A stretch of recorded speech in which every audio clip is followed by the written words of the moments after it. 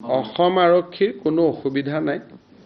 তদন্ত কৰিব কিন্তু আমি ইডিকো লগত কৈছো যে আপোনালোকেও আমাৰ তদন্তটোত সহযোগিতা কৰক আমি অসম আৰক্ষী ডিজিপি আছে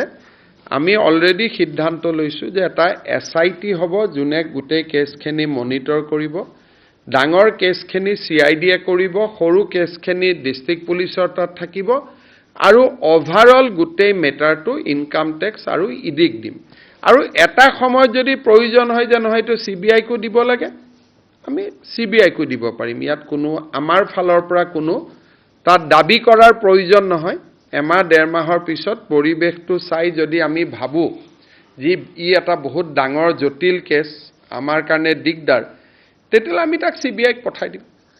কিন্তু বৰ্তমান ইতিমধ্যে অসম আৰক্ষীয়ে ইডি আৰু ইনকাম টেক্সক অলৰেডি বিশ্বাসত লৈছে So Assam government is willing to hand over the case even to CBI after initial investigation.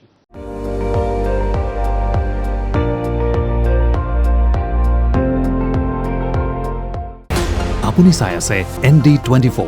সৰ্বশ্ৰেষ্ঠ নহয় সৰ্বোত্তমৰ দৌৰ